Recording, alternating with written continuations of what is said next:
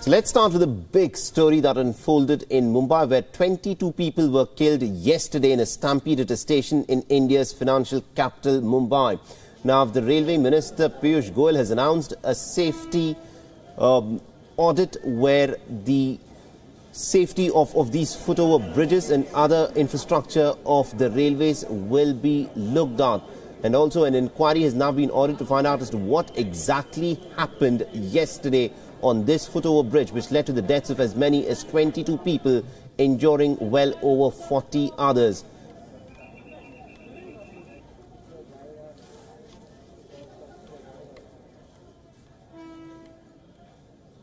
And for more on this, we are joined in by our correspondent Pragya Jha from Mumbai, who's tracking all the details for us.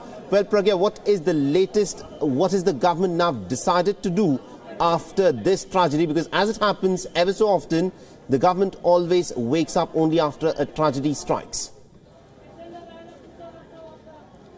That's right, Mohammed.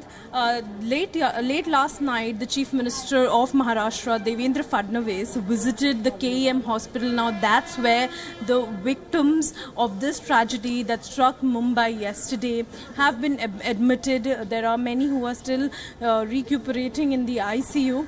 And the Chief Minister said that indeed he condemned this incident, and he said it's very sad and tragic that such an incident has taken place in the heart of Mumbai. He also said that the Railway Ministry has begun the audit of such bridges, which are in a very dilapidated state. And he says, in fact, that, there will be expansion work which will take place. But this is not the only bridge here in Mumbai which is in this condition and which could, lead to further such incidents, tragedies and other, incidents which can take away lives. There are other bridges throughout Mumbai, railway foot-over bridges I'm talking about here, that could claim a number of lives, or that could also, result in such incidents. Now, I'm standing at the spot where this incident took place yesterday, and you can see the kind of commuter traffic. Today being a festival day, today being a public holiday, the commuter traffic is still very less. It's not even half of what it is every day. The kind of, you can see this person who's carrying luggage on his head, he's traveling. Meanwhile, even other commuters who come down the train, who come down platforms and, cross this bridge can also be seen here. So even those carrying luggage go by the same bridge. Those coming off the trains, they also use this similar same staircase here.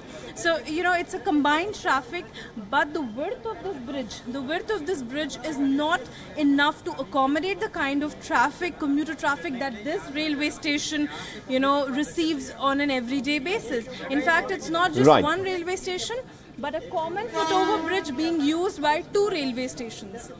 Absolutely indeed, Pragya, and it is not as if this tragedy occurred without people having complained about it in the past. Several times in the past, there are people who have tweeted that, look, there is this tragedy which is just waiting to happen, and it is only after 22 people lost their lives has the government woken up. And even now what we see is that people are using that footover bridge as normal, and the government is only responding to the crisis.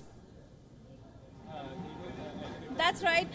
In fact, when we were here yesterday, many of the people, many of the neighboring, building societies that are here, the railway colonies adjacent to this bridge, also those who travel on a daily basis, they told us and they complained to us, they were expressing their plight that it's not today, in fact, been over 8 years that the traffic, there is an increase in the commuter traffic on this bridge, and they have been raising this up with the local authorities, starting from the corporator to the member of Legislative Assembly here, the MLAs, and they say that there hasn't been anything done on ground, that could have averted yesterday's tragedy. And they say that it's an everyday, it's an everyday, scene here where people find it so difficult and they feel so suffocated to come down this bridge. You can see that hardly, there's very less flow of traffic today, but still, if just one person stands here for any reason, the entire,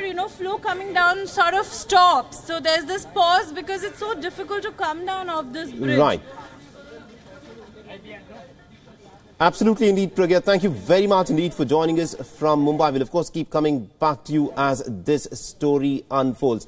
Now, the stampede has highlighted the criminal neglect of the old British structures by all Indian authorities throughout the 70 years since independence. Now remember, this was a foot-over bridge that was built during the British era in keeping with the population which existed before independence. And even to this day, with the population having just bursted at its seams, this is the same bridge that is still being used. Now here's a report to explain more as to what actually led to this tragedy. Elphinstone railway station in Mumbai, where the tragedy happened, was very much on the radar of the authorities. To complete the long overdue platform being constructed? No. To build a Pakka road for the convenience of customers between the station and the high-rises that have made Lower Parel the preferred location for hundreds of companies since 1990? Far from it. To conduct a long-pending scientific survey of the exponential increase in users of the station since it was first built in the early 1900s perhaps? Never. Politicians had indeed looked at Elphinstone station just a week before the tragedy. But it was to indulge in their favourite fatuous hobby, to replace its British name with an Indian one, Prabha Devi, undoubtedly as an expression of just how much they care for their country and its citizens. The criminal negligence is not restricted to railway stations alone. Last year, the Road Transport Ministry said it had completed an audit of 160,000 bridges and found that 100 needed quote-unquote immediate attention since they could collapse any time. Just a year earlier, 2 buses and several cars were swept away by a river in full spate when a British-era bridge collapsed. The minister assured Parliament that steps were being taken to avert accidents in future. The latest tragedy was waiting to happen. Officials of various public works departments have repeatedly highlighted communiques received from none other than the British government itself, warning that bridges, railway lines and stations like Elphinstone in India were at the end of their lifespan and needed to be either closed or demolished. Many have simply crumbled of neglect and others broken down. But the replacement structures built in modern times have been flimsy, since corrupt officials routinely ensure that the bulk of money sanctioned lines their own pockets and substandard contaminated construction material is bought with artificially inflated bills. Here's what has happened to many of modern-day India's grand constructions. In August 2015, 2 trains plunged into a river in Madhya Pradesh. There was no maintenance of the tracks on the bridge. 34 people lost their lives. In March 2013, a Kolkata flyover collapsed. 3 were severely injured. In July 2009, a Delhi bridge under construction collapsed. 3 killed. In September 2007, a flyover collapsed in the city of Hyderabad. 15 persons lost their lives.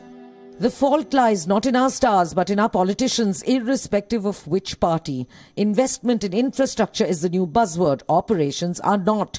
Capital creation is the mantra. Maintenance is not. New assets are eagerly sought. The old are doomed to negligence. After today's tragedy, there will be token lip service and various politicians will descend upon Elphinstone station in droves and in the full glare of television cameras. They will register their quote-unquote heartfelt sorrow and glide away in their limos. In the homes of those who lost their loved ones, there will be rage and sorrow.